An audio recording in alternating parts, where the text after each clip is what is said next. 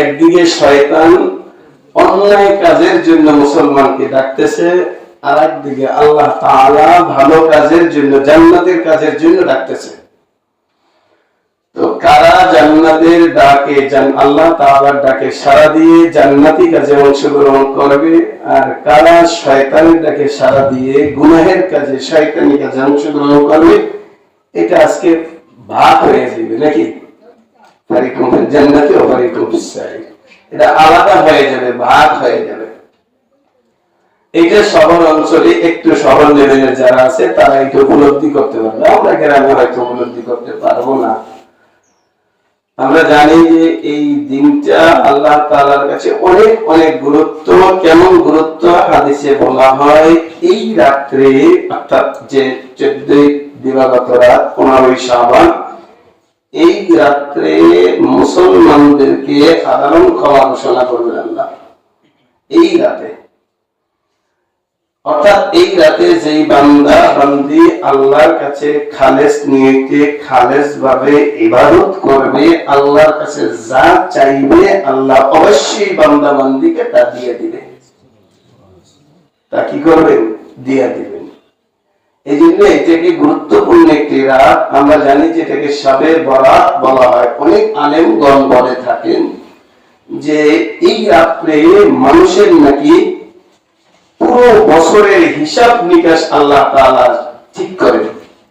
পুরো বছর আপনি কিভাবে চলবেন, কিভাবে থাকবেন, আপনি কয়দিন বাঁচবেন, আপনি আমি কি কোন পরিস্থিতি থাকবো, কে মারা যাবে, কে আসবে, কে অসুস্থ হবে, কে সুস্থ হবে, কে কি পরিমাণ রিজিক পাবে, বলা হয় এই সব কিছু নাকি এই রাতে আল্লাহ তাআলা সিদ্ধান্ত দিয়ে দেন ফেরেশতাদের কাছে, বন্ধন করে দিয়ে দেন, ভাগ করে।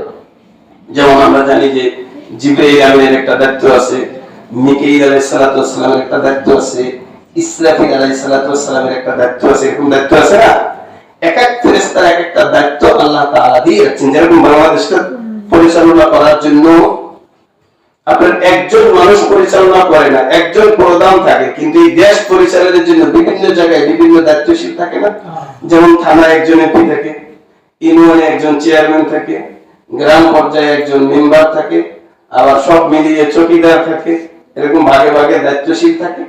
আল্লাহ তাআলা এইভাবে নিজে প্রধান হইয়া বিভিন্ন ফেরেশতাদেরকে বিভিন্ন রকমের দায়িত্বে নিয়োজিত করে রেখেছেন। এক এক ফেরেশতার কাছে এক একটা দায়িত্ব দিয়ে রেখেছেন। আমরা মানুষরা হয়তো দায়িত্ব অবহেলা করি, অনেক সময় দায়িত্ব পালনের ক্ষেত্রে কৃপণতা করি, অথবা দুর্নীতি করি, চুরি করি, মিথ্যা বলি। কিন্তু আল্লাহ তাআলার দেয়া ফেরেশতারা দায়িত্ব পালনের ক্ষেত্রে কোন রকমের দুই নম্বরই করে না, চুরি করে না। করার সুযোগ আছে নাকি? ফেরেশতাদের চুরি করার কোনো সুযোগ নাই, মিথ্যা বলার কোনো সুযোগ নাই। আল্লাহ তাআলা নিজে তদারকি করে তারা এই কাজগুলো দেয়। তো বলা হয় এই শবে বরাতের রাত্রিতে আল্লাহ তাআলা এই দায়িত্বশীল ফেরেশতাদেরকে বিভিন্ন যার যে দায়িত্ব, এই দায়িত্বগুলো পরিপূর্ণ এক বছরের জন্য বুঝিয়ে দেয়। এরপর তো আল্লাহ নিজ হাতে দায়িত্ব রেখেই দেয়। তারা আল্লাহ তাআলার নির্দেশ অনুযায়ী দায়িত্ব পালন করে। তো বলা হয় এই রাতে বান্দা আল্লাহর কাছে যা চাইবে আল্লাহ তাআলা বান্দা বান্দিকে তা দিয়ে দিবে। তাহলে আমাদের উচিত হবে এই যে রাত্রটা আসতেছে, এই রাতে ইবাদত করা।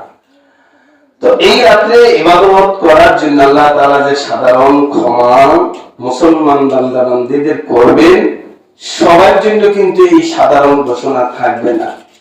সবার জন্য এই সাধারণ ঘোষণা কি থাকবে না। যাদের জন্য থাকবে তাদের তো কপাল ভালো। আমরা দেখি তাদের ভিতরে আমরা আছি কিনা।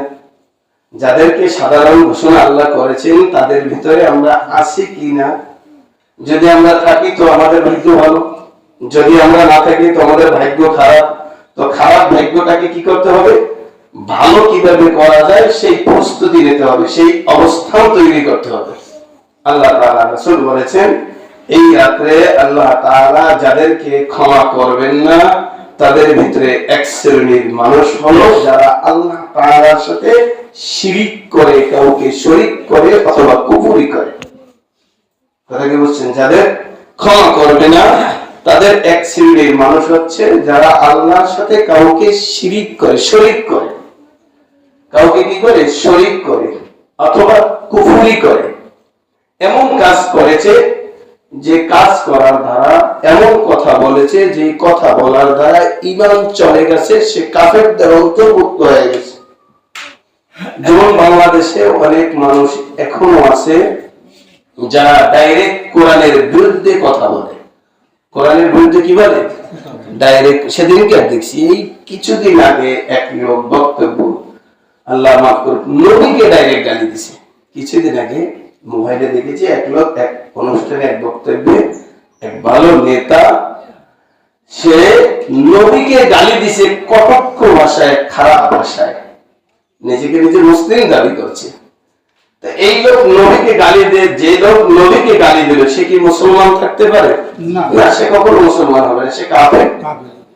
এই লোক যদি আয়েশা মসজিদের মাথা ঠেকায় সারা রাত কাঁদে, তওবা খাস তওবা না করে ভালো না হয়, আল্লাহ তাআলা এই লোকের দোয়া কবুল করবে। কিছু লোক আছে না, তৈরি করে বিভিন্ন রকম কুফরি কাজ করে, বিভিন্ন রকম কুফরি কাজ করে, ফয়রানি করে, তাবিজ তোমার দেয়। এই তাবিজ তোমার দেওয়ার ক্ষেত্রে অনেক কুফরি কিছু কাজ আছে, অন্যায় কিছু কাজ আছে। অনেক আছে মানুষের সংসার ভেঙে দেয়, অনেক আছে দ্বন্দ্ব তৈরি করে দেয়, আবার অনেক লেখার ভিতরে কিছু লেখা আছে যেগুলো লেখার কারণে ঈমান চলে যায়, এরকম কিছু লেখা লিখতে হয়। এই ধরনের যারা কাজ করে তারাও তো আল্লাহর সাথে কুফরি করলো। এই ধরনের লোকদের দোয়া এই রাতে আল্লাহ কি করবে? ইবাদত কবুল করবে না। আর কিছু লোক আছে যারা শিরিক করে, আল্লাহর সাথে কাউকে সমকক্ষ মনে করে। আমাদের আপনাদের এই সমাজেই অনেকে আছে, বলবো না, বলে যে আমরা যেরকম ইবাদত করে জান্নাতে যাব, হিন্দু বৌদ্ধ যারা আছে তারাও তাদের মতো করে ইবাদত করে আল্লাহকে রাজি খুশি করে জান্নাতে যাবে। বলেন নাউযুবিল্লাহ। আল্লাহ নিজে বলছে অমুসলিমরা কখনো জান্নাত পাবে। হিন্দু তারা মুসলিম না, অমুসলিম, তাদেরকে ঘৃণা করছি না, তারা একটা মানুষ, কিন্তু ধর্মীয় ভাবে তারা মুসলিম না, অমুসলিম। খ্রিস্টান ধর্মীয় ভাবে তারা মুসলিম না, অমুসলিম। তাদের জন্য যতদিন পর্যন্ত তারা মুসলিম না হবে ততদিন পর্যন্ত জান্নাতের আশা তারা করতে পারে। কিন্তু আপনি যদি মনে করেন তারা যে ইবাদত করে ওটাও একটা ইবাদত, ওটাও জান্নাতে যাওয়ার একটা রাস্তা, তাহলে আপনি কি মনে করলেন যে মূর্তি পূজা কইরা জান্নাতে যাওয়ার একটা রাস্তা আছে মনে হয়? হয়তো আপনি আমার মতো আলেমের কাছে বলছেন, আমি ওটাকে ঘৃণা করছি বা ওটা ভুল স্বীকার করছি, কিন্তু সাধারণ একটা মানুষের কাছে যখন আপনি বলবেন সে হতেও পারে। তাহলে আপনি মনে করলেন যে মূর্তি পূজার মাধ্যমে, পূজা আশ্রার মাধ্যমেও আল্লাহ রাজি খুশি করা যায়, তাহলে ওদের মাধ্যমে রাজি খুশি করা যায় মানে আপনি এটা শিরিক করলেন। এই চিন্তা আপনার ভিতরে যদি থাকে তাহলে আপনি এই চিন্তা থেকে মুক্ত হবেন। এই চিন্তা কখনো করা যাবে? আল্লাহ নিজে বলছে ইন্দাল্লাহিল ইসলাম, আল্লাহ কোরআনের কথা, যে একমাত্র নিঃসন্দেহে একমাত্র পছন্দনীয় গ্রহণযোগ্য ধর্ম হচ্ছে ইসলাম। তাহলে বলছিলাম এই রাতে তারাই ক্ষমা পাবে না যারা শিরিক করলো, কুফরি করলো। দুই, যারা অহংকার করলো, অহংকারদের কিন্তু আল্লাহ ইবাদত কবুল করে না। অহংকার, নিজেকে সবসময় বড় মনে করা, অন্যের চাইতে নিজের গুরুত্ব বেশি মনে করা, নিজেকে নিজে অনেক কিছু মনে করা, আমি অনেক যোগ্যতাশীল মনে করা, নিজেকে নিজে অনেক ধনী টাকাওয়ালা মনে করা, নিজেকে নিজে অনেক জ্ঞানী মনে করা।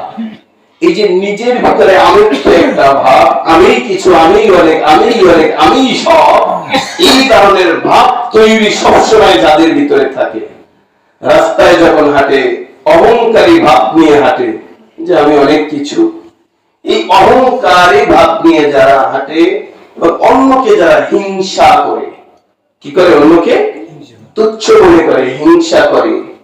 এই ধরনের মানুষগুলো যদি খালেস তওবা না করে, তাদের ইবাদত কবুল হওয়ার শর্ত কি? খালেস ভাবে তওবা করতে হবে। কি করতে হবে? খালেস ভাবে তওবা করতে হবে আল্লাহর কাছে আগে, যে আল্লাহ আমি তো এই ধরনের রোগে আক্রান্ত, আমার ভিতরে এই ধরনের রোগ বাসা বেঁধেছে, আমি আপনার কাছে খালেস তওবা করছি, এই ধরনের রোগ আমার ভিতরে রাখবো না, এগুলো থেকে আমি বিরত হয়ে যাব, এ ধরনের খারাপ চিন্তা ভাবনা আমার মস্তিষ্কে রাখবো না, এগুলো বিরত, এগুলো ছেড়ে দিয়ে তওবা করা, আল্লাহর কাছে মাপ চাওয়া নিজের জন্য, এরপরে ইবাদত করা।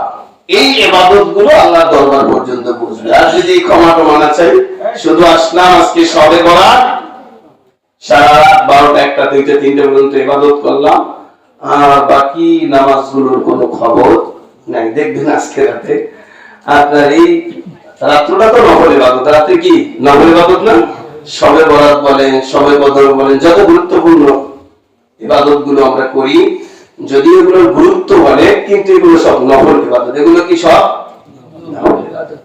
এখন এই নফল ইবাদতের জন্য মসজিদে জায়গা হইবে না, আর ফজরের নামাজের সময় একেবারে কাতার গুলো খালি থাকবে, মুসল্লি মসজিদে থাকবে না, কি এরকম না? সারা রাত, রাত 2টা 3টা পর্যন্ত আপনি নামাজ পড়ে ঘুমাইয়া গেলেন, এই সারা সপ্তাহ নামাজ পড়েন নাই, ইশারের নামাজ এসে পড়লেন, পরে এশার থেকে রাত 2টা 3টা পর্যন্ত ইবাদত করে ঘুমিয়ে গেলেন, আর ফজর পড়লেন না, জোহর পড়লেন না, নামাজ পড়লেন না, একেবারে ছেড়ে দিলেন। এই যে আপনি রাত্রে কাঁদলেন, এই কান্না হলো আল্লাহর সাথে শুধুমাত্র এক ধরনের অভিনয় ছাড়া কিছুই। মুসা আলাইহিস সালামের জীবনীতে বলেছি, যখন মুসা আলাইহিস সালামের জাতিরা, বনি ইসরাঈলরা দেখতেন যে গজব চলে আসছে, গজব কি চলে আসছে, তারা দেখতে পাইতেন গজব। নবীরা অনেক সময়, অনেক নবীরা উম্মতদেরকে, জাতিকে ঠিক করার জন্য তারা যে আবদার করতেন, এই আবদার আল্লাহর কাছে দাবি করতেন, আল্লাহ পূরণ করতেন। বনি ইসরাঈলেরা সবচেয়ে বেশি ঘাটতারা মানুষ ছিলেন, বনি ইসরাঈল উম্মতের ভিতরে সবচেয়ে ঘাটতারা ছিলেন। তো এরা যখন দেখতেন যে গজব আসতেছে, কিভাবে আসতেছে দেখতেন, আল্লাহ জানায়া দিতেন, মুসা তুমি তাদেরকে বলো অমুক দিনে বন্যা হবে। কি হবে? বন্যা হবে, এই বন্যায় তারা ধ্বংস হয়ে যাবে। আল্লাহ বলতেন তোমরা রেডি থাকো, অমুক দিন কিন্তু বন্যা হবে, তোমরা কিন্তু ধ্বংস হয়ে যাবে। তারাও আমরা রেডি আছি, সমস্যা নেই, বিশ্বাস করতে না। তো সকাল থেকে যখন দেখতে, যখন আস্তে আস্তে আকাশ আন্ধার হইতেছে, মেঘ করতেছে, তো তারা বিশ্বাস করতে, তো বালা আইতেছে, নবী মুসা তো ঠিকই বলছেন। তারা কি করতেন, নবী মুসা আলাইহিস সালামের কাছে বলতেন, হুজুর আমরা এই মুহূর্তে ঈমান আনছি, আমরা এই মুহূর্তে ঈমান আনছি, আমরা সিজদা করতেছি। তখন তারা মাটিতে সিজদায় পড়ে যেতেন, মুসার কাছে বলতেন, মুসা আমরা ঈমান আনছি, আল্লাহর কাছে দোয়া করেন এই গজব যেন আল্লাহ ফিরিয়ে নিয়ে যায়। তখন আল্লাহর মুসা কি করতেন, নবীরা তো সবসময় দয়াশীল, যদিও আগে নবী মুসা, কিন্তু দয়াও তো তার কম না। নবীরা যতই রাগ হোক না কেন, তারা সত্যের ক্ষেত্রে রাগী, কিন্তু আবার দয়ার ক্ষেত্রে তাদের মতো দয়ালু আর কেউ হয়।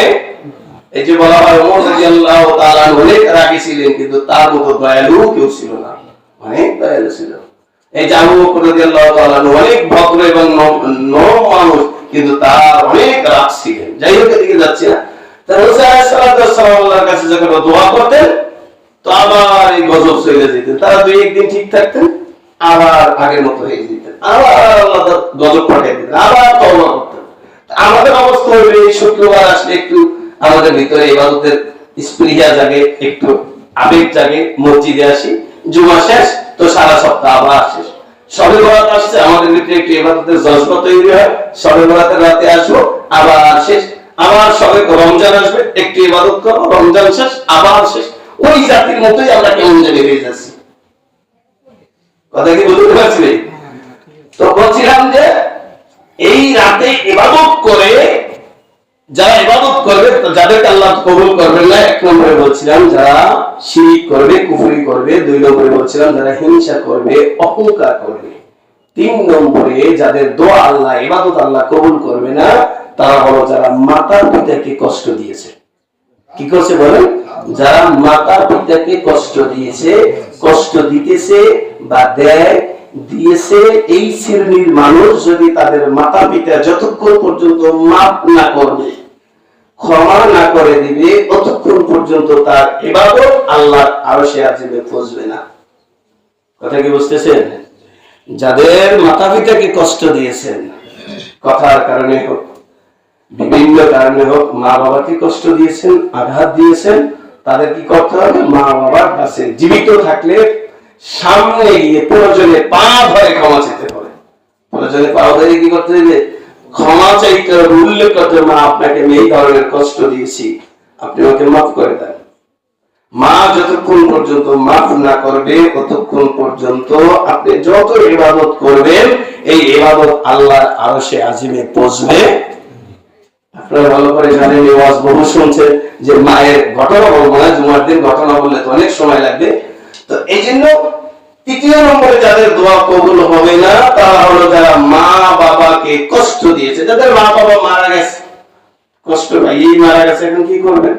এখন মা বাবার জন্য দোয়া করবেন, আল্লাহর কাছে ক্ষমা চাইবেন। মা বাবার জন্য দোয়া করবেন, আল্লাহর কাছে ক্ষমা চাইবেন যে আল্লাহ ভুল হয়ে গেছে। খাস করে মন থেকে, দিল থেকে মা বাবার জন্য চোখের পানি ফেলে কাঁদবেন, আল্লাহ চাহেন তো মাফ করে দিবেন, দোয়া কবুল করে দিবেন। কথাকে বোঝাতে পারছি?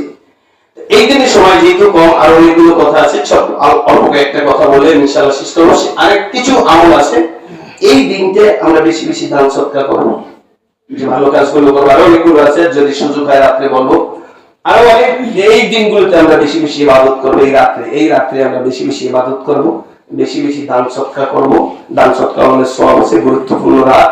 এই রাতে আমরা আল্লাহ তাআলার কাছে নিজের যত প্রয়োজন আছে, যত ব্যথা আছে, যত কষ্ট আছে, একা একা নীরবে নিরিবিলি আল্লাহর কাছে চোখে পানি ছেড়ে এই রাতে আমরা কান্নাকাটি করব, আল্লাহর কাছে বলবো। আল্লাহ প্রথম আসমানে এসে আপনার আমার জন্য অপেক্ষা করবে। আর আল্লাহ তাআলার কাছে আমরা যে দোয়া করব, আমরা আশা রাখি সেই দোয়াগুলো আল্লাহ কবুল করে নেবেন। এই রাতে যে কাজটা আপনি করবেন না, যে কাজটা আপনি এই রাতে কখনো করবেন না, সেটা হইল ভুলেও কারোর জন্য বদদোয়া করবেন না। কি করবেন না বলেন? বদদোয়া করবেন না। কি করবেন না? যে দোয়া তো আজকে কবুল হবে তো অমুকের জন্য বদদোয়া করি। মনে রাখবেন, হাদিসে আছে, আপনি যদি কারোর জন্য বদদোয়া করেন আর সে যদি সেই বদদোয়া পাওয়ার উপযুক্ত না হয়, আপনার কাছে সে খারাপ কিন্তু আল্লাহর কাছে সে লোকটা খারাপ না, অথবা সেই ধরনের অপরাধই সে করে নাই, হতে পারে না? আপনি ধারণা করছেন এই লোকটা এই ধরনের, তার জন্য আপনি বদদোয়া করে বলছেন। যদি সেই বদদোয়া পাওয়ার উপযুক্ত ব্যক্তি সে না হয়, আপনি যদি হাতে একটা বল নিয়ে দেয়ালের উপরে বলটা নিক্ষেপ করেন, বলেন তো বলটা আসবে কোন দিকে? আপনার দিকে আসবে না? আপনি উপর দিকে একটা ঢিল জোরে উপর দিকে বেড়া মারছেন, একটু পরে ঢিলটা আপনার দিকেই আসবে। ভাগ্য খারাপ হইলে মাথায়ও করতে পারে, হয় না এরকম? উপর দিকে পাথর নিক্ষেপ করে ঢিল মেলা মারে, সুইটটা নিজের মাথায় পড়ে না? অনেক সময় এরকম হয় না? তো আপনি যদি কাউকে বদদোয়া করেন, তার মানে একটা ঢিল মারছেন তার দিকে, যদি সেই লোকটার দিকে ওই ঢিলটা না যায়, তাহলে যাবে কোন দিকে? উল্টা আপনার দিকেই চলে আসবে। উল্টা কার দিকে চলে আসবে? আমার দিকে চলে আসবে। তাহলে আমি একজনকে বদদোয়া করলাম, ওই বদদোয়া যদি আল্লাহ তার জন্য কবুল না করে, তার দিকে না যায়, তাহলে ফিরে আপনার আমার দিকে আসবে। এবার ভাবেন তো, অন্যের জন্য যেই বদদোয়াটা করলেন, অন্যের ক্ষতির জন্য, সেই ক্ষতিটা একটু পরে সকাল হইতে না আপনারই যদি হইয়া যায়, তা আপনি তো আল্লাহ দোয়া করলাম একটু তার জন্য, আইসে গেল আমার দিকে, তাহলে ঘটনা কি হলো? আপনি আমি তো জানি না, কিন্তু আল্লাহ তো জানে ঘটনা কি হলো। এই জন্য ভুলেও এই কাজটি আমরা কোনোদিন করবো না, অন্যের জন্য বদদোয়া করবো না। আমরা বলে থাকি অন্যের জন্য কুয়া খুঁড়লে সেই কুয়ায় নিজেই। আমরা অনেক জায়গায় দেখেছি যে বিসলার এই বর্ষার দিনে বিসলা কইরা আইলের উপরে খাজুর কাটা দিয়েছে, অনেক মুরব্বীরা এখনো আছে, তাই না? ওই আইলে নিজের ছেলে যাই খাজুর কাটার ভিতরে পড়ে, নিজের মেয়ে যাই পড়ে, অনেক জায়গায় দেখছি। বাপে খাজুর কাটা আইলের উপরে দিয়ে দিয়ে গেছে, ওলাই আইলের উপরে দৌড়তেছে, ওলার বাইরের ভিতরে খাজুর কাটা আছে। তো এই জন্য আমরা এই কাজটা করবো না। তবে কি, কেউ যদি আপনাকে কষ্ট দেয়, আঘাত দেয়, আল্লাহ জানেন তো, কি আল্লাহ দেখেন তো, তাহলে যদি সে সত্যি অপরাধী হয়, বিচার তিনি করবেন। তার কাছে আপনি বিচার দিতে পারেন, আল্লাহ অমুকে আমার সাথে এই ধরনের কাজ করছে, এই বিচার করার মালিক আপনি। যদি ভালো মনে করেন তো আপনি এই বিচার